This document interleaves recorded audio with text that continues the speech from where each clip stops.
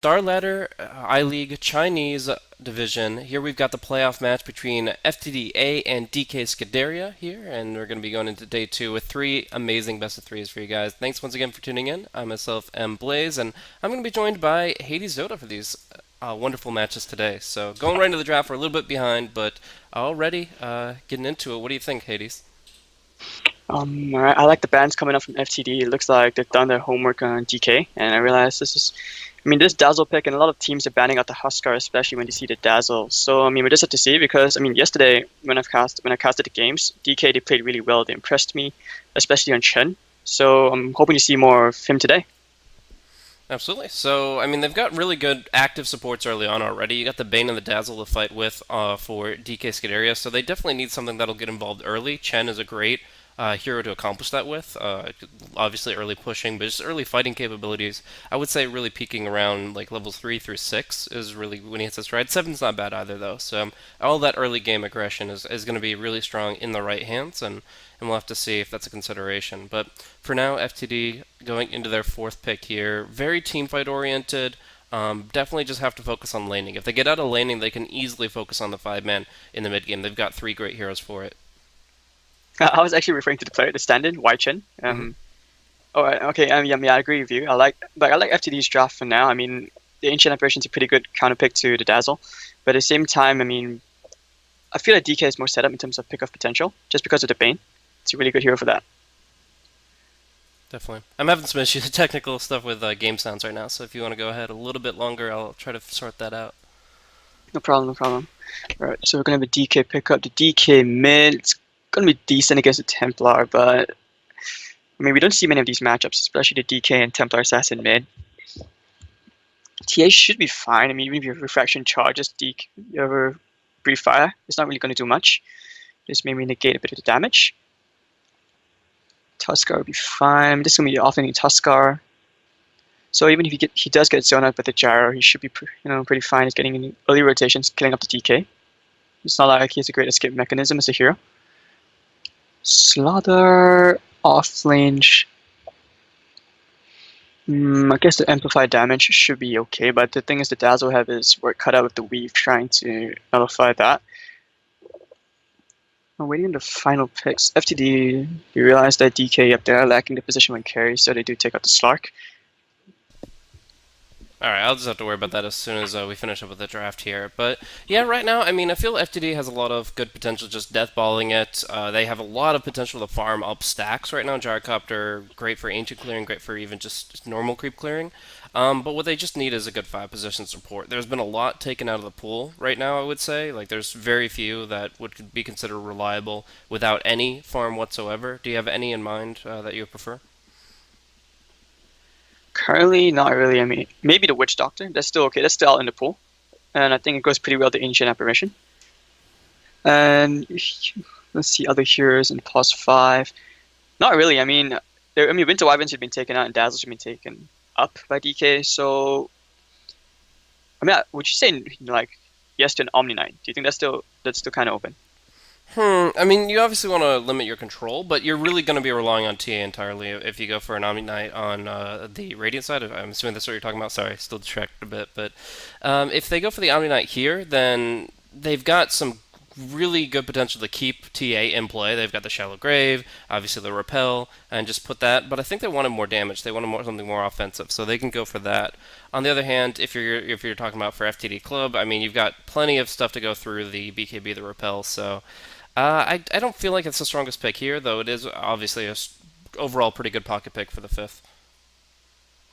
Yeah, and judging on the previous picks, I guess they'll try to go for something. FTD, they've sort of gone for.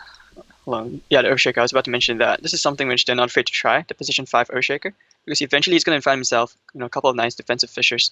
So he's probably going to be like sitting around mid. And now they're talking about a bit of lag. Radiant Car. Yeah, I'm actually going to be restarting things on. I see I have an issue between 32-bit and 64-bit client. I think that's where a couple of my issues are arising. So as soon as we get that set up, hopefully I'll be able to dodge out some perfect world packet drops and focus on the game. Sorry guys for that. But overall, who would you say has a stronger draft right now? Currently, I would favor FTD. I think they have a lot more kill potential, and especially in the gyro alone. And once they hit that level 6 on the Slaughter, I think they're going to get a lot more kills. And TA, for DK's side, I think he has a lot to do if DK is to go for that death ball, like really snowball really hard. Because FTD, I mean, they have pretty good tower taking potential just with the Dragonite alone. Definitely. So, what do you think about the timings? Obviously, you normally see the Gyrocopter come online around level 11. The DK can get involved just with his first level in his ultimate. Do you think that DK are kind of looking at exploiting the early game timing with the lane presence of the Bane, or we're going to be some of them just focus on their more mid to late game with their stronger cores? I mean, this is typical Chinese Dota, so they're probably just going to secure like the first levels for at least like enough. The first 5 minutes they're going to do much, but afterwards that's when they start to get those rotations around. And actually, I mean, can I take back what I said about FTD? I actually think that DK has the stronger laning just because of Dazzle PL. I forgot about that. Yeah, that's really the doppelganger into the heal. It's really strong in the heal bomb. When it comes out, I think Slaughter's going to have a really tough lane. Yeah. That's gonna be really difficult actually, because like he overall is gonna just be sitting on the stout shield for a while. You usually go boots, ring of regen, and then go for the ring of protection. So he's gonna be on 5 armor. It's not bad for a strength hero, but it's obviously gonna be a lot of damage received around like the level 3 timing when PL has 2 points in the Spirit Lance and of course the double points in Shadow Wave. That's just really brutal to go up against. That's true, and I mean at the same time, if you compare like a Slaughter and a Tusk in terms of gank potential, before that level 6, Tuskar sort of, he has an edge. So I mean compared to a Slaughter where he only has that stun in the Tusk, he has just a way of blocking the shards if he gets it off right. So yeah, I think DK actually has the stronger early game. So I mean, especially when it comes to contesting the runes. Wow. Alrighty, so they have taken control of the Radiant jungle here. We do see that they got a nice little sentry trying to block off the pull camp spawn for the Radiant side. That's going to be completely negated, especially since they're double warding here. It's almost impossible to clear out all that, since you're usually going to see a northern sentry try to take out one of the two. But we'll keep eyes on it, see if Rung might be able to get that unlocked. If they go for like a basic tri-lane, it's really important they get it unlocked, but I'm thinking they might just put the Bane up top and just go for dual lanes. And in that case, it's relevant still, but it's not the most essential. Oh, whoa, Phantom Lancer just running in here. This seems like a huge mistake. There's so much stun they can throw his way, but he will be able to go to the high ground here. The Dragon Knight didn't bring in the Dragon Tail, so there is just going to be the Doppelganger away. As far as Bounty Runes goes, it's going to be TA and Dragonite to pick it up. So that is going to be a 1-for-1. Yep, and meanwhile Earthshaker here, he's going to just block off the lane. This is going to bring the creep equilibrium quite favorable to the Slaughter at the bottom lane. Mid, Boboka is just doing what he... Yeah, DK has been doing this quite often. They like to pull this dual mid, just secure the farm for the TA. They have a lot of faith in Chen, apparently. Yeah, and it's actually amazing how well the Bane can fight out against Chilling Touch. I mean, usually you say that damage is just way too difficult to deal with, but it's more so when it's on 2 or 3 heroes. When it's only on the one, and Bane is just so naturally tanky, he's got a Null Talisman start, and he's one of the best supports in terms of base stats, he can just brawl it out with the best of them, and he's going to be taking AA very low, though now the Earthshaker might be able to cut him off, and that could create some real problems since the Chilling Touch is back. He's got to kind of block him off, though, and Bane has that movement speed advantage, if only slightly. But so he's just going to be dancing around here for a long, long time. Go for another Brain Sap play, but here is where it gets very difficult for him. He goes for the Brain Sap. The Fissure is not enough to lock him down, but it is going to be a 1-for-1, getting the first blood. Solo kill for Bane. Yeah, they probably could have killed off the Bane before he got a counter kill. The Chilling Touch does. Okay, so I mean, if like they cast Chilling touch Touch immediately, going as aggressive as possible. Yeah, that probably would have solved it, especially with the ES. But I guess that movement speed, like you mentioned, Boboka, I mean, just the Bane. The 3-on-5, now he's got his boots. Oh, this is going to be really tough, and I think DK is going to have a much harder lane now. You can see it happening. I mean, he's already here back on mid with the boots. He gets his TP out, and he is just going to be continuing to ransack this lane. His attack range is only 400, so that's a little weak, but overall, what he can do otherwise is just going to be so detrimental to DK's progression. He's going to be relying on a lot of jungle stacks to really get him back in the game, and of course TA has the ability to snipe those if they can gain momentum, so already DK really showing what they can do with that Dazzle Bane. Slaughter, like you said, going to be having a tough time here, but still finding at least level 3. Oh, this is so annoying from Boboka. Oh, he just missed out on a bunch of experience. It's not even like a kill opportunity, it's just, hey, you're out of lane for even longer now, and it's just so annoying. Yeah, exactly. Okay, talking about a try and defense, it looks like they did manage to find the sentry, but they didn't find the observer ward. So that's just bad luck, and it's just right outside the range of the sentry. Yeah, So that's the this try is exact point of pretty that one. Is essentially you're always going to look to go for that northern sentry in the situation where you know there's probably 1 or 2 wards out there, and in this case, they don't get any value out of it. So it's actually really nice that they get the more important ward in play for as long as possible. Alright, so take a quick look at the last hits. Looks like TA has the edge, especially thanks to the Bane. He's gonna be stacking up Ancients doing Radiant TA things. And this trying the top, we haven't talked about the top lane for quite a while. How do you think it's going? Well, obviously the Ancient Apparition and the Earthshaker didn't get to participate for the first couple minutes in that top lane, but now it's mostly just been Gyro Tusk show. I mean, Gyrocopter is going to be able to trump Tusk in a 1v1 matchup because just the overall fact that Tusk can't go on the lane and doesn't have any kill potential without a second person up top. So for now, it's really just Tusk getting his levels. If you compare that to the Slardar, he does have a 50 experience per minute advantage over the Slardar, but I mean, overall, it's still going to be a free farm lane for the Gyrocopter, especially when the supports are involved. And I think the Slaughter, he actually wants to get a gank, realizing he can't really do much at bottom lane. He has a smoke ready, but I think he's probably going to stack the Ancients one time first before he maybe rotates to mid.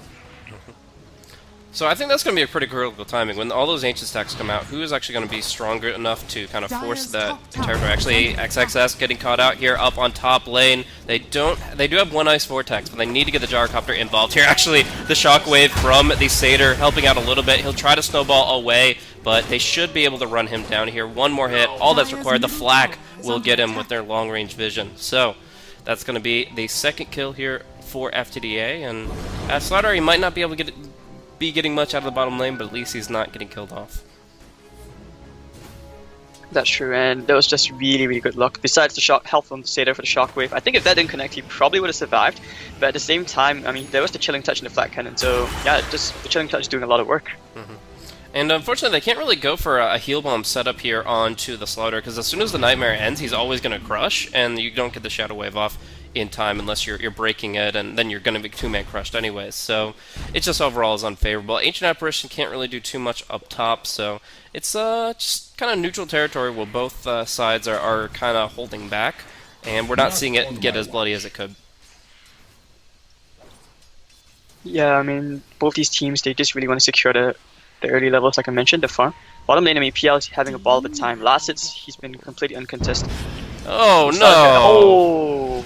Might still get him, though. The heal bomb, they're going to have to put every nuke at him. The magic stick might just be enough. No, the last hit from the Dazzle will bring him down. But yeah, that's a lot of damage you lose out just from the Nightmare alone. It's a miscommunication there from FTD.A. Power the heal bomb. So there we go, 2-2, 5 minutes in. That's pretty decent, I suppose. Does mean that your Dazzle lacks the potential to TP rotate with the Grave. When you go for this 1-0-2 build, it's very offensive, but at the same time, I don't think they're going to be relying too heavily on Grave at this stage. I mean, FTD.A, if somebody's dead, like, the Grave only delays it, especially when you see the Ice Blast and stuff come in. So right now, I feel like DK are fine as long as they're close to towers, no matter what. Though DK is going to look to turn here onto the Tusk here.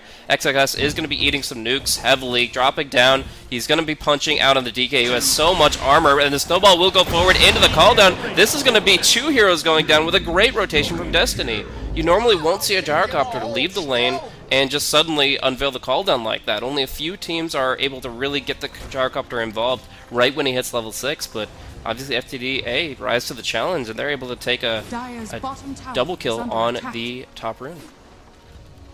Yeah, that was a really good rotation. I mean, the Tusk, he tried to deny the regeneration rune, he did get it, but it just wasn't enough. Like you mentioned, good rotation from the Gyrocopter. So it was well worth it to leave the lane, getting the double kill there. He actually got like 500 gold instantly from that kill.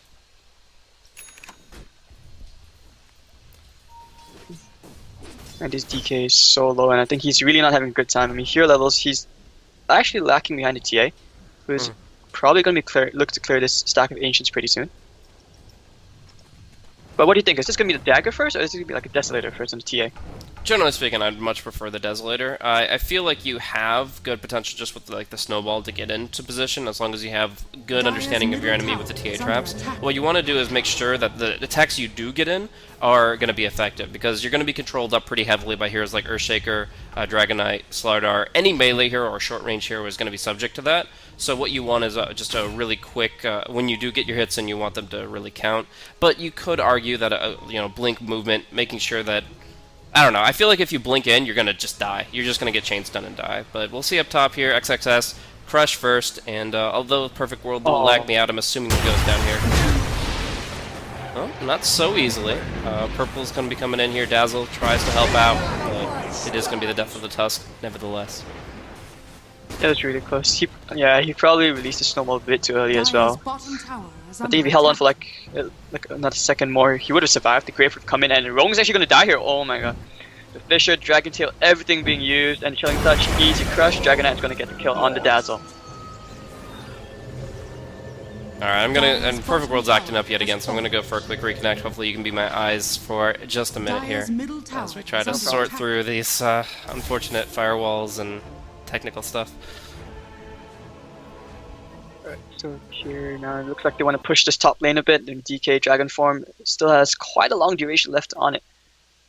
And Fortification will be forced out, but I don't think DK want to give this up that easily. Yeah, they're just going to defend this, hold it off with the Bane. And Minoy Chen gets a few pot shots at the mid T1. And over here, bottom lane, QD, he did get the T1. Yeah. He's getting quite scary, quite big, but he's still behind the Gyrocopter in terms of net worth. And his tower is really low. It's actually within deny range. They're going to put the call down. All that heal does a lot of damage to Destiny, but yeah, he has to be very careful. They don't want to overextend here, and I think they would just back off. So DK Scuderia, they're going to get this tower deny, and it's a win for them. Not a huge one, but still a win. And DK's back to the mid already, and Chen, he actually did do a lot of damage, almost bringing this mid T1 within deny range. So I'm down to 193 HP. Not exactly the trade that FTD were looking for. Oh wow, and PL, he actually gets the bottom T2 as well. And this brings his net worth pretty much up to the same as the Gyrocopter. Yeah, those early tower assets can really shift momentum there. So right now the TA is going to be looking to farm her Ancients up. It looks like there's no contest. There's no Dire Observer Ward up here, and right now nobody's really at the HP or mana levels they need to start contesting this. So it looks like the TA can get this for free. If she can get this, and they can contest the Dire side when that starts getting stacked up heavily, then we're going to be seeing a lot of potential for Scuderia. I mean, already you mentioned the PL. His net worth is now 4,700. And while his illusions don't withstand the punishment of the Gyrocopter until PL really bulks up, it's still going to be a hero that can get in on a target really quickly and just kill them off, spreading a bit of plague here as he goes for the early Yasha. Yep, and alright, Chen, he looks like he will be going for the Desolator like you mentioned. Picks himself up a nice Invis rune, and oh wait, the Tower Deny goes to an FTD. And actually, the Earthshaker was pinging out the stacks. They kind of knew that the TA was clearing the ancient stacks. They just had no way to contest it at all. Yeah, without Earthshaker having HP or mana, without the Slaughter having Blink Dagger, it's just so difficult to get in those kinds of positions. We're going to see a smoke play come out here, though, and this is where you really want to start taking advantage of the AA's level 6. They wouldn't be making this move without the Ice Blast, but they do ping out the Ancients, they do block off the Ancients, but overall they're pretty sad about how it transpired, the fact that they won't be able to get that pickup, and they're instead going to have to just settle for a Dazzle, who looks to be wandering to the wrong part of town. Oh, they might be able to get a Courier as well, if they wait there long enough. It's close, but I don't think they saw it until it was too late, so yeah, they're not going to be able to take advantage of that, and they're just going to go for their solid, essentially 4-man push down mid. They're committing all these heroes, they're just gradually poking this tower down, but it should fall nevertheless. The Weave comes out, yeah. DK, they don't want to give this up again. They'll just use to fortify. FTD, they probably don't want to contest this. I mean, QD is just going down the bottom lane. He's actually going to start chipping away this T3 in a while. Yeah, he's already just broken this lane wide open, and he's just going to be able to do so much if they don't start punishing it. But he recognizes the fact that without any Blink Daggers, the only way they actually pick him off was with a smoke play, and that's I mean, that's his job, is just to create space for his team. The TA is actually farming up like the dire jungle, so at that point in time, it's the perfect opportunity to push bottom, and you get a win either way. You either get a major farm on the TA, or you waste like 4 TPs, a smoke, and yeah, you still get some good farm on the PL. So I mean, both the cores are just so rich. I mean, at FTD, it's not like the cores, the DK and the Gyro, they're actually not that far behind, but it's just that the way DK is utilizing the map and splitting it up, FTD kind of at a loss of what to do. Yeah, I feel Slaughter's just way too far from Dagger. yeah, that's probably the biggest issue, is they don't really have the wherewithal to fight right now. They don't have the best tools for engagement, and so they're just having to play passive. And while they can still do things, like I said, stack up the creeps, the fact that TA can be anywhere she wants to be right now, farming up, the fact that PL cannot be punished while he rats out the bottom lane, it just puts FTD in a very clearly defensive stance, and I've yet to see a single Ice Blast this game. So, yeah. Looks like we're in for a very, very slow game. And I mean, you can tell that DK, they don't want to fight at all till Chen gets the Desolator at least. It may not even be a Desolator for the first item. He may be forced to go for something very defensive like a BKB. What's in the courier? No item spot up yet. Yeah, it's probably going to be Desolator. Decent movement here from the Tuscan Vayne into the enemy jungle. It's going to be Slaughter, who can't really do anything for the Gyrocopter, so starting off with the Walrus Punch and following up with the Fiend's Grip. Slaughter wants to get involved, but it's already too late. They kill off the Gyrocopter, they take a dominating streak. And again, this is while they have 2 heroes on bottom lane. Like, these kind of two-man smokes you're never going to expect, because you're like, okay, well, their cores are elsewhere. We see the TA mid, we see the PL bottom, but the fact is, you have some kill potential with just the ultimates of these, this offlaner and this support, and that just makes it so promising that you can not only have your cake but eat it too, getting that kill while farming the enemy's side of the map, and now they're even putting some hits into the Dire Ancients. I actually think that Destiny didn't know. He probably thought that the Bane was an illusion or something, because he did not react at all when he saw the Bane. He pretty much just kept farming. I'm not sure what that was all about. Yeah, it's definitely not a place you'd expect a Bane. When you see 2 heroes completely on the opposite side of the map, that's just, you're not going to be reacting to those situations in the same way. You're not going to be saying, hey, they're ganking me. You're going to be saying, okay, they have an idea of what I'm doing. So, yeah, probable that they thought that. Now they're going to try to get something proactive done, going for the smoke play down bottom. Blink on the DK is actually pretty huge here. They definitely have the ability to engage now, even though the Slaughter is still under-farmed. Slaughter is actually focusing on his farm mid, and that's going to leave them to get the jump down bottom. Will they get the jump over the trees, though, here? They want to. They smoke breaks. They know exactly where their target is, and it's going to be a wrong that they'll have to settle for, as the PL has already doppeled his way out. Just life of support. Not the ideal target, but I guess that's the best you can make out of the situation. And DK, they may look to turn things around here. First Ice Blast of the game, Bane's gonna kill off the Ancient Apparition. And XDT's looking for the Echo Slam, it's only going to be on the Bane, he's just gonna fall. The Tuskar comes in, the Snowball actually saving him for now. Tusk is gonna get the kill. DK getting inside Boboka, and they will chase after the DK. Chen, he really wants the Slaughter. Oh, this is a really big kill, yo. That Meld Strike did an amazing amount of damage. Well. Wow. He's gonna die. So that's a 5-man wipe. 5 down, only losing 1. They're immediately going for Roshan, salving up the TA. Just a perfect fight for them. They knew the cooldown was down, and they had a DD on the TA. What more do you need? Losing the Dazzle does not make much of a difference if you've already exhausted so many spells from FTD.A, but they are realizing that there is a little bit of greed with the fact that Ice Blast could be coming in here. They figured the Ice Blast could have come in to try to stop them from going from Roshan, but it's coming out a little bit later, and with the Fissure, they're actually going to be dropping XXS down all the way, it looks like. Shallow Grave might be able to save him here. First the Snowball, next the Shallow Grave, if they can get it. No, the Ice Blast is already gone, so killing off the Earthshaker before he can get the final hit in to kill anybody off, and that's just going to be another feed. While the kill score is only 9-8, I feel like this game is drastically out of FTD.A's hands until they find their momentum, where they find their big fight. Yeah, it was just one of those really unfortunate timings for FTD, committing so much to kill a Dazzle early on back. And I guess besides the DD, it helps to mention that the TA, he did have his Desolator picked up, and now he's going to get himself a Blink. So he pretty much has all he needs, and he's going to get a lot of solo kills, killing off these supports in the back line. Slaughter and DK, they still don't have much, and I mean, Slaughter still getting close to his Blink. He's 100 gold away. So hopefully by then, I think FTD, do they have any smokes left? Let's see. Yeah, they do. They have one more left. So maybe they'll try at last to make something happen. Now that Slaughter has finally picked up his blink. Yeah, that's, I mean, obviously been a key we've been talking about for quite some time, but it feels so late that it may not be enough to make a difference. Like, ideally he's gonna find an opportunity to get like a 2-3-man crush, but he's also now probably in a position where he's like, okay, well, who is actually going to be disabling the Bane? Because everybody commits their initial stuns, you know, the drop of the Fisher, Dragon Tail early, then nobody's going to have the dispel for the disable for the Fiend's Grip. And suddenly the Bane is going to get a full channel off. And even if you do hold it for that long and you do get a pretty good interrupt on the Fiend's Grip, this is still a Bane that's not dying anytime soon with power treads and everything. But they are going to get the initiation on Wai Chen. Here they're going to get a great jump here with the Slaughter. Bobaka going down with the Fiend's Grip, whether he gets graved or not. But PL is going to try to turn around here. The Tusk is on top of him, and that is going to be a beautiful play and going down, but not before an Echo Slam comes out to do even more damage to the Radiant side. Good crush, but isn't good enough to save the Earthshaker. Now Gyrocopter caught inside the Ice Shards. Couple more hits required to bring him down, and going to be seeing Letting Go knock him out, so that Gyrocopter will get away. Slaughter, however, caught inside the Snowball. Another Melt Strike against him, and that is going to be a killing spree for XXS. 3-2 in the end. The best fight FTD.A could hope for, the best initiation they could get, taking the Bane out early, but even still, it cost them.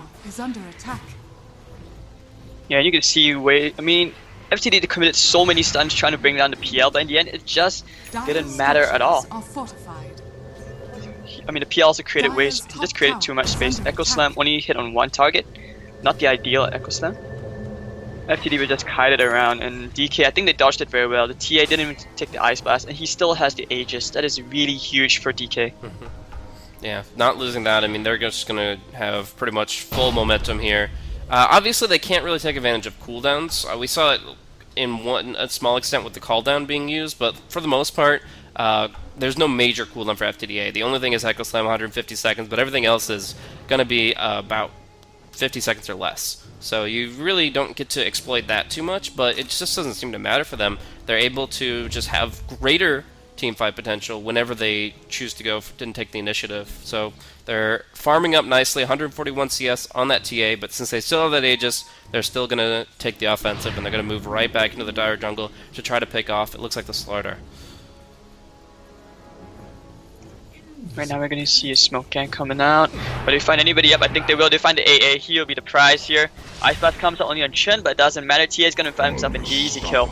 And he will just back off. I mean, this ward over here on the high ground, I mean on this cliff, yeah, it's really huge. Destiny, this is not the place to be, man. Gets caught out, Walrus Punch, Snowball, the TP would not be fast enough. He's just going to be going down, buying as quick as he can. He will get most of what he needs for that Yasha, but even still, just farming in that position, essentially they're able to find 2 kills across the map, just TPing back and finding a pretty easy opportunity. Dire's middle tower is under I feel like the Ancient farming would be a safer play, like just stacking at 20, farming that up, instead of being right neck and neck with a PL. But they're going to get this crush on Wai Chen, who has 2 supports behind him, as well as the Aegis. I don't know if this is a fight they really want to take. The Slaughter's going to look to go in here. A couple spells going on Wai Chen, including that AA Blast, but it's just not enough. He'll Meld Strike, try to turn around a bit, and he will lose the Aegis in the end here. But he's respawning, and I don't think they want to really deal with round 2. Oh, the Fiend's Grip. Dire's middle tower is under Nice cancel from the Fisher, and Chen gets stunned up. Will they take this fight? I think this is not the right one. XXS is going to come in this Snowball. He's going to lock them both into the shards. Letting go, he's just stuck there now. Cooldown's going to come. He's going to connect them to a lot of heroes, but no one's dying just yet. TA will kill off the Slaughter. And we have Bobaka. He's looking for the setup. He doesn't have any more mana. XXS with the shards is going to trap Destiny there, but there's no follow-up. Are they actually going to die? No, they're not going to go. Right, so that's the end of that. This is 2 for 1, technically. Yeah, TA. And he was really lucky because the Aegis was about to expire in like 30 seconds. Yeah, he didn't have long for that one. In fact, we're going to be seeing the Roshan respawn in just 5.5 minutes. But it's definitely good to keep that, not only the Aegis, using that effectively, but also not giving up the kill streak of the TA. Right now, she is 12.3k net worth. She is 7-1-2. If FTD.A get just a piece of the gold that she's carrying, then that's going to be giving them the opportunity to bring this game back. So obviously, that's a critical timing, but in the end, every single fight seems to be on the back foot for FTD.A, and the graphs will express that as well. 12,000 net worth, 15,000 experience, all favoring DK Scuderia. And one thing which is really disturbing for FTD, I mean, the only way that they can probably win a team fight right now is, it's that once the Earthshaker gets a blink, which is probably not going to be there for a good 5 minutes or so. And then you need a really good wombo combo. You need to win at least 2 more team fights back in this game. Because they haven't been able to lock down on QD's farm with this BOTs. He's just been going around, and the last outer tower will just fall. Tower has fallen. At that point, they really just don't have a foothold to proxy to, or just to respond to tough positions across the map. I kind of feel like this next Roshan is the beginning of the end for FTD.A. They've got great high ground defense, but if you just put the TA on the high ground, or in this, we're seeing BL right there on the high ground already chipping at the tier 3s, but if you just put one here on the high ground with the Aegis life insurance, then that's going to just allow them to close this one out. And unfortunately, the pit is probably the hardest place to contest when you don't have any outer towers, and when the TA has all this trap intel. She's just going to start spreading all these traps around all the choke points going into the Roshan territory. We are going to see, however, PL get dunked on. That is going to be a Blink Echo Slam coming in for... Or no, he didn't have the Blink until just now, but still getting that initiation off. I believe Blink Dragon Tail probably more likely. That's really worth it. I guess this is one other way that FTD can actually stay in the game. You get all these these tiny pickups here and there, just commit your spells and just get out as soon as you can. You can see right there, they were immediately on the retreat after killing off the PL. So that's one of the only few solutions they have at the moment, which they have to their current problem. Otherwise, well, yeah, I mean, like you mentioned, ES gets a dagger. It's going to be much harder breaking the high ground now.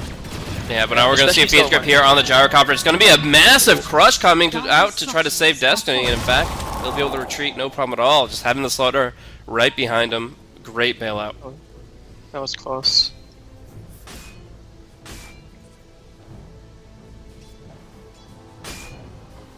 We actually have 5 Blink Daggers this game, a lot of Blinks everywhere, even on Boboka as well. Yeah, that's why I wasn't so sure about when the Dragon Knight picked it up. Obviously the timing was great, but he's got 2 other heroes to kind of fulfill that role, and what they're actually lacking is damage in the fights. Ice Blast is pretty much like going to be taking out a huge chunk of their health, just based on its mechanic, but the other aspects, I feel like the DK could step it up in terms of damage output instead of going for Blink BKB. And it's not like the BKB is actually going to save him from much besides like the Mana Burn and the Heal Bomb, because I mean the Warrior's Punch can kite him around, the Fiend's Grip's going to lock him there. There's just so many ways that BKB is not exactly a good item this game. Sanj and Yasha would be better, I suppose. Yeah, I mean, like, I feel like the Fiend's Grip is almost always going to be in the Gyrocopter. There's almost no reason not to. So I feel like the DK at the very least doesn't have to worry about that. But even something as small as the Frozen Sigil, which I believe still has the slows going through BKB. Or does it not? They might have changed that. No, it doesn't anymore. Okay. So that's something that they can nullify if they want to stay in the action. But overall, like you said, just not the most ideal pickup. He may actually just turn around. It's still not too late to go for other items. He probably hasn't decided yet. I mean, you can always go Halberd or something. It's just, generally speaking, at this kind of state in the game, you'll most commonly see BKB pick up, no matter what team you're up against.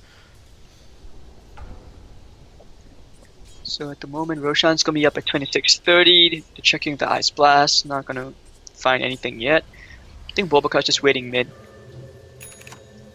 Nope, he's not going to find anybody. Top lane, DK. Yep, he's going for the BKB. He just picked up the Mithril Hammer. Yeah, it just kind of seems like the natural segue, but like you said, it has its limitations for sure. Of course, he's going to be the lowest target priority. Despite having a pretty short cooldown, long duration stun, it's got over a third uptime. It's still going to be a hero that, like, with his natural armor, with the BKB, and with his raw HP pool, you don't focus the DK in these fights. You just take out the Gyrocopter, and then the disables don't mean much because you can't follow it up with damage. 4-man smoke. 4-man smoke, they're going to bump into FTD. Yep, and he's going straight onto the Gyro Warrior's Punch as well. The cooldown's going to come on. The BKB would have been popped, and Destiny is just going to fall. He's stuck by the Ice Shards. He's just going to... Oh my god, he's just dead. Earthshaker Echo Slam actually was committed, and they only get the Bane, but still support for a core. That's it.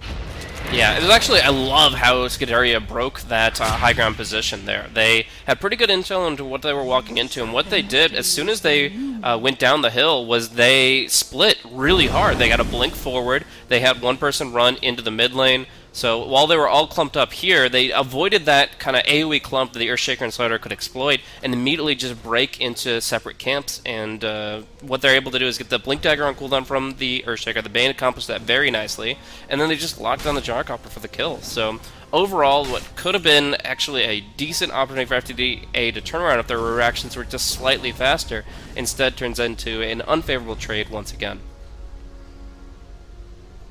I think that was pretty much the point of the Bane. He saw the situation, that's why he kind of just went north, trying to distract the rest of FTD. And okay, here we now going to see a rush attempt. Do FTD no? Ice Blast is coming in. Yep. Yeah, but how do you get there? Without towers to TP to, this thing dies so fast, even with the Ice Blast. As long as they don't hesitate, they've got the Roshan for free. Nah, they can't contest at all. Roshan has fallen to So the that was pretty much why, I mean, earlier on in the first 15 minutes with the PL and the tier, just splitting up the map. That was really smart from the PL QD, taking out both the T1 and T2 bottom lane. It really opened up things. A lot of options for DK to play around this right now. So we see the crit build coming in from TA here. She already has the BKB and the Aegis to rely on defensively, so the Dezo, Blink, crit all going to be enabling her offensively. But is she going to be able to push the towers solo in this position, or are we worried about her getting like isolated by a Fissure going across the side? That's always going to be the case, I feel, when you're going a high ground against an Earthshaker. I mean, it's not just the Echo Slam, it's always going to be the Fissure, the blocking Fissure. And yeah, I'm actually a bit skeptical about this Crystallis. I mean, I understand it's good for DPS, you're going to kill out the supports, but would a Butterfly be better? That's the thing. Because right now, you need more survivability going up against the ES, the Slaughter, all these stunts. Raw HP would kind of be better.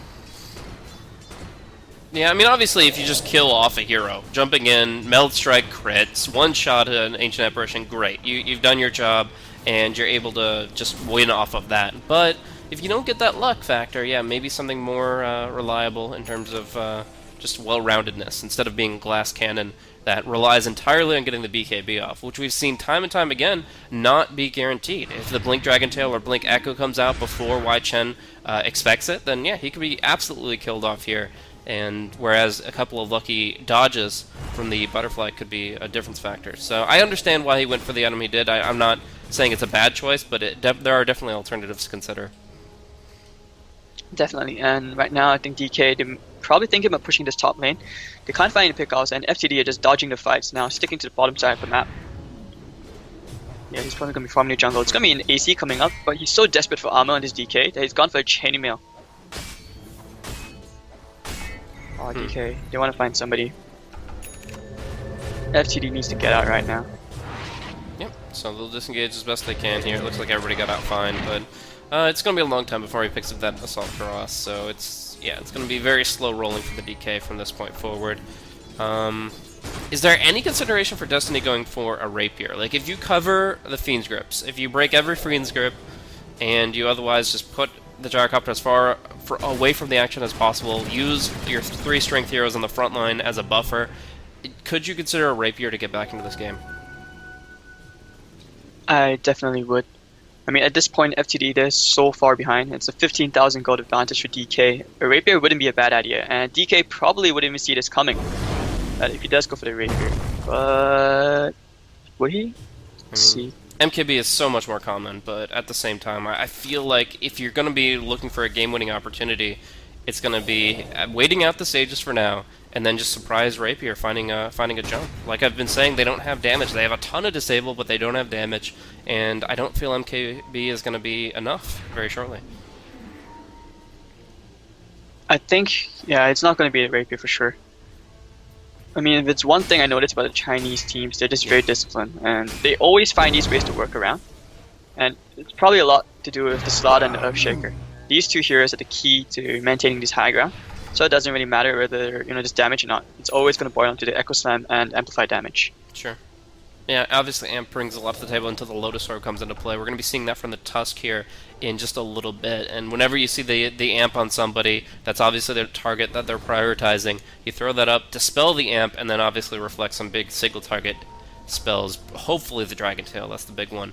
But yeah, overall, still, I think that MKB is okay, because you know the PL is going to be going for Butterfly eventually, but you look at it, And that's probably why the TA avoided it as well. It's essentially the MKB almost feels obligatory against these two agility carries, and yet, but not only she, but also the PL are avoiding the butterfly as best they can. We're actually going to see a snowball in here, going to be crushed, going to be Tusk in some trouble, but that's just going to be setting up YChem for some good hits here. Pops the BKB, goes on the Dragonite hard. They do end up Fiend's gripping him and killing him off, but Exegast will fall in the process. Can they break high ground off of this with their cooldowns down, or is it going to be a Blink Echo Slam in about 10 seconds? We'll watch. Right now, YChem, he still has that Aegis, but he doesn't have the BKB. He's going to be kind of resetting things and then moving back forward. So it's all on this Echo Slam, I would say. If they can get that, they can start holding, they can start doing some real damage, but right now, it's going to be maybe a mid lane Brax to fall. Probably not what they're looking for right now. They don't want to fight as long as Chen has the Aegis. They're just going to back off. If anything, they're just going to try and delay the push, and that's all they can do. And PL has actually been doing very well. They're just zone out and cancelling the blinks on the Slaughter and the Earthshaker. He's been actually sending his illusions all the way in, even to the bottom lane, just to cancel the blinks. Yeah, I mean, Phantom Rush is such a great spell for that kind of thing. Like, the fact is, 800, 900 range, just essentially jump where it's unslowable. You just stay on target pretty much no matter what. Power cogs can screw with them a little bit, any kind of path blocking, but for the most part, these things will hone in on their target, and if they're tanky enough, they're going to be just as annoying as can be. So, good micro skills can really enable a DK to thwart a lot of counter-initiation endeavors. But, yeah, so I was mentioning it before, the PL is actually going to be going for the Scotty here. So he predicted the MKB from the Gyrocopter. Like he said, Chinese discipline wins out, and he goes for the MKB. But now they don't even have to go for evasion. They just go for the Scotty on PL. They can keep on, they can go for the Scotty on TA, or is she just going to go for the Manta style? Man, even a Hex wouldn't be that bad, actually, just to lock down certain heroes. But, I don't know, it's still way too early to tell. I think he's just going to keep the gold for a while, maybe to save for buyback or something. Sure, buyback's probably more important than anything he could pick up. Especially if they lose a fight, it's still not out of the question for FTD to totally come back from this, thanks to this MKB up on the gyro now. So, yeah, I think you just hold the goal first and decide later on. I mean, buyback's not even that important. It's the only thing you would buy back into is going into the Roche fight. You're not really worried about tier 2 towers getting pushed in.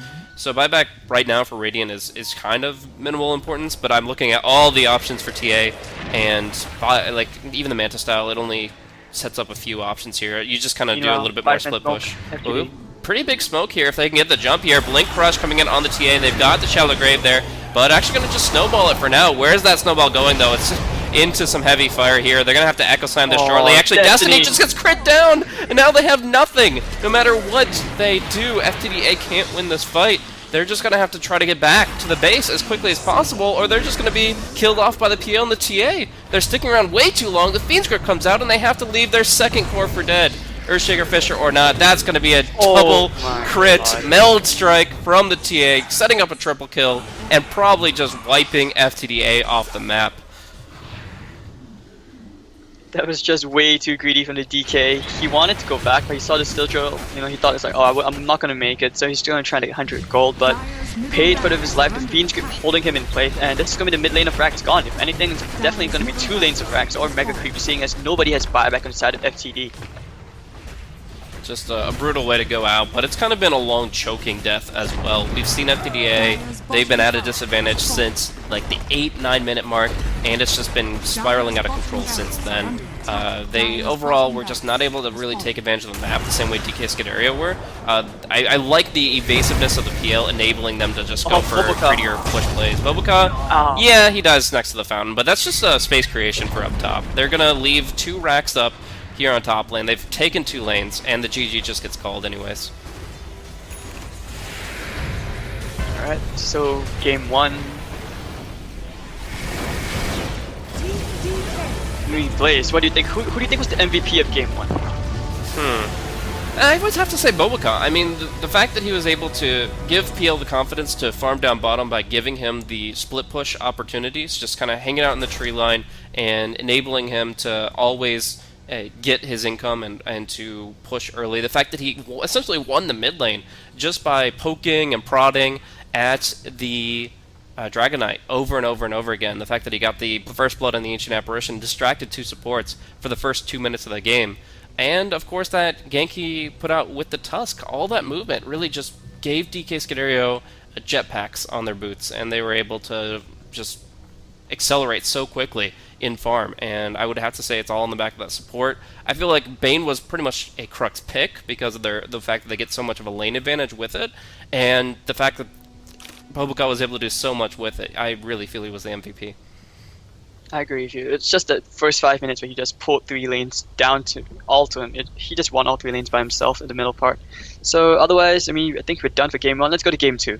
Yeah, well, admittedly not the best cast for me, but pleasure casting with you, Hades, and we'll shape up for game 2. It should be a very interesting one as FTD.A look to strike back, look to not go down with just a whisper. They want to be shouting out some victory here, try to bring it to a game 3. We'll be seeing DK Scuderia bring their A game to game 2, I'm sure, as well. So I'm going to be going to a quick break, guys, and we'll be jumping into that second game of the first series here for Star Ladder I-League China.